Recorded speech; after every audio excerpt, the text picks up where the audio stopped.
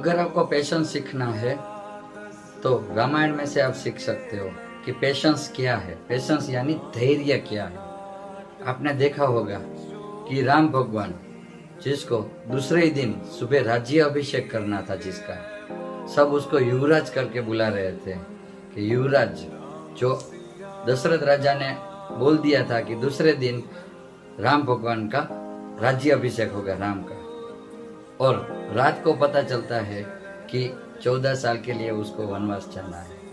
तब भी राम भगवान ने सिर्फ इतना ही बोला कि चलो जो आपका हुक्म हो मैं करने के लिए तैयार हूँ। वो बिना कोई टेंशन, बिना कोई हिचकिचाहट अपने लिए वनवास के लिए निकल पड़े। 14 साल वनवास के लिए गए, उधर सीता जी का हरण हो गया जो रावण ने किया। फिर भी राम भगवान क्या कहते हैं, शांत दिमाग से बोलते हैं कि लिखा होगा नसीब में तो हो गया। आगे जाके इतना पेशेंस रख के सब सेना इकट्ठी की वानर की, वरना वो जब वनवास गए तब अड़ोस पड़ोस के जो राज्य वाले थे सबको पता चल गया था कि ये राम भगवान है जो युवराज है अयोध्या के।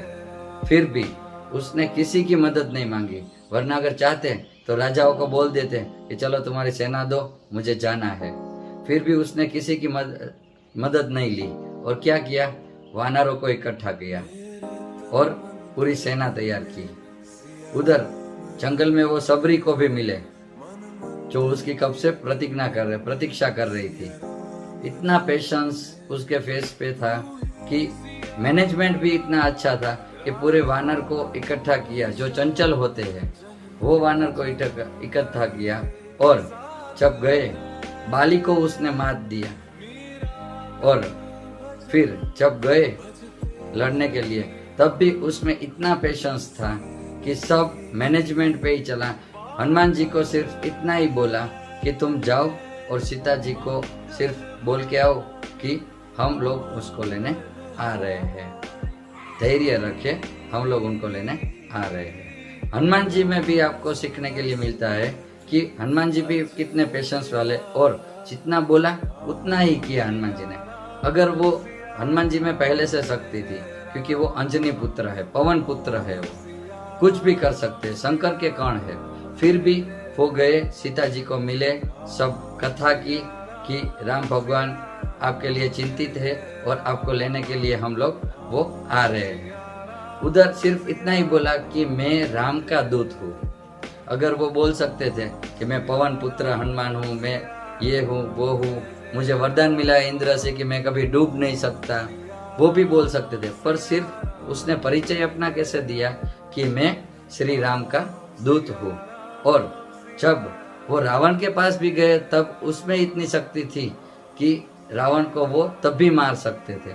पर फिर भी उधर जब रावण ने बोला कि अरे मूर्ख, तुझे डर नहीं लगता कि तेरी मौत तेरे पास खड़ी है और तुझे तेरे फेस पे कुछ दिखाई नहीं दे रहा है कि तुझे डर नहीं लगता है, तब हनुमान जी ने सिर्फ बोला है, इतना ही बोला कि मौत खड़ी मेरे पास है पर तुझे देख रही है और पूछ रही है मुझे कि अभी उठाना है या फिर बाद में। इतना धैर्य हनुमान जी ने रखा, वो सब कुछ कर सकते थे, फिर भी जितना राम भगवान ने बोला उतना ही हनुमान जी ने किया। और उधर से आके सब राम भगवान को कथा की और फिर बोले कि चलो हम जाते हैं। रामायण में से बहुत कुछ सीखने को मिलता है। जब पुल बना रहे थे पत्थर डाल के, तब पत्थर पे राम लिखा हुआ था। राम लिखे हुए पत्थर सब तैरते थे और नील और नल जो थे वही लिख रहे थे, क्योंकि उसको वरदान मिला था कि वो जब राम नाम लिखेंगे तो पत्थर जो है वो भी तैरने लगेंगे। तो राम भगवान को हुआ कि चलो मैं भी कुछ पत्थर एक डाल के देखता हूँ। जैसे ही राम भगवान ने पत्थर डाला वो पानी में डूब गया, समुद्र में। राम भगवान ने सब जगह पे देखा कि किसी ने देखा तो नहीं ना, क्योंकि मेरे नाम के पत्थर जो तैर रहे हैं और मैंने जो पत्थर डाला वो डूब गया। तब हनुमान जी ने देखा था, तो राम भगवान ने पूछा कि ऐसा क्यों। तब हनुमान जी ने बोला कि आप जिसको पकड़ते हैं वो कभी डूबता नहीं, आपने पत्थर को छोड़ दिया इसीलिए पत्थर डूब गया। प्रभु आप हमें कभी मत छोड़ना। ये सब हमें रामायण में से सीखने के लिए मिलता है। और एक बात है, जब राम भगवान ने सेतु बनाया, जा रहे थे। सेतु बनाने से पहले जब राम भगवान ने समुद्र के पास रास्ता मांगा, 3 दिन बैठे रहे रास्ता मांगने के लिए। धैर्य इतना था कि 3 दिन बैठे रहे, पर समुद्र की भी एक सीमित था, उसकी भी एक मर्यादा थी, वो नहीं जा सकते थे। फिर जब राम भगवान ने अपना असली रूप दिखाया और जब अपना जो धनुष है वो ऊपर उठाया, तब समुद्र खुद आए बाहर और बोले कि प्रभु आपसे बड़ा कोई नहीं है, आपने ही हमको बनाया है, पर हमारा जो कर्तव्य है वो हम कर रहे थे। अगर आप बोलो तो आप अगर हो सके तो पूरे समुद्र को सुखा सकते हो, पर आप से ये नहीं करना चाहिए। और राम भगवान ने उससे मदद मांगी कि क्या करूं, तो तब उसने बताया कि नील और नल जो वानर है उसको वरदान मिला था और उसने पुल बनाया और फिर वो सीता जी को लेने के लिए गए। राम भगवान को भी हनुमान की जरूरत पड़ी थी। जब सीता जी के खबर अंतर पूछने थे तब भी राम भगवान ने हनुमान जी को भेजा था। जब लक्ष्मण को मूर्छा आ गई तब भी हनुमान जी पर्वत लेने के लिए गए थे।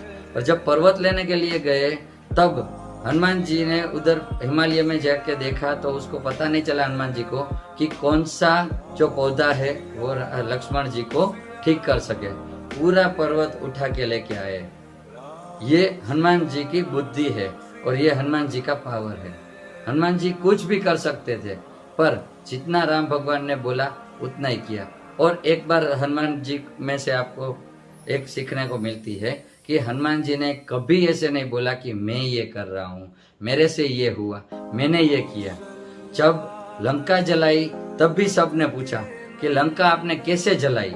हनुमान जी ने बोला मैंने लंका नहीं जलाई है, ये तो सब श्री राम की कृपा है, सिर्फ मेरी पूंछ जल रही थी, पवन फूका और पूरी लंका जल गई। हनुमान जी में से भी आपको इतना मैनेजमेंट सीखने को मिलता है, पेशेंस सीखने को मिलता है, क्योंकि हनुमान जी के पास सब शक्ति है। वो इसीलिए बोलते हैं संकट कटे मिटे सब पीरा, जो सुमिरे हनुमत बलबीरा। हनुमान जी की जो हनुमान चालीसा है उसमें से भी आपको बहुत सारा सीखने को मिलता है। अगर आप आराम से पढ़े समझे तो हमारे जो ग्रंथ है, हमारे जो रामचरित्र मानस है वो आप एक बार पढ़ो तो उसमें भी बहुत सीखने के लिए है। हनुमान जी जब जब उसकी जरूरत पड़ी, जब जब क्या करना है वो सोच समझ कर करते थे। जब जा रहे थे सीता जी को मिलने के लिए तब भी आपने सुना होगा कि जब समुद्र पार कर रहे थे तब समुद्र में जो राक्षस था वो उसको खाने के लिए आ गया था। ठीक है, कि जो उसका जो शेड होता है, उसका जो परछाया होता है वो पकड़ लेती थी, आगे नहीं जाने देती थी। फिर भी हनुमान जी उससे भी लड़े अपने दिमाग से। और जब एक राक्षस देवलोक में से भेजा था कि आपको हनुमान जी को रोकना है, देखना है हनुमान जी को कि वो क्या करते हैं, तब राक्षस ने जब बोला कि मुझे तुम्हें खाना है, तब भी हनुमान जी ने बोला कि कोई बात नहीं, आप मुझे खा लो। इतना छोटा रूप करके अंदर मुख में बैठ के बाहर आ गए थे और चले गए थे। लंका में जाने के बाद भी जब द्वार पे जो थी राक्षस, वो उसने अंदर जाने के लिए ना बोला, तब भी हनुमान जी ने उसको अपना पावर तब दिखा दिया। इसीलिए जहाँ जहाँ जरूरत पड़ी है हनुमान जी ने अपने दिमाग का उपयोग किया है, और जहाँ जहाँ जरूरत पड़ी है वहाँ पे अपना बल का उपयोग किया है। तो रामायण में से और हनुमान जी में से हमें बहुत सारा सीखने को मिलता है। आगे ऐसे वीडियोस और मैं बनाऊंगा। अगर ये वीडियो आपको पसंद आया है तो लाइक, शेयर और सब्सक्राइब करना मत भूलिएगा। Thank you.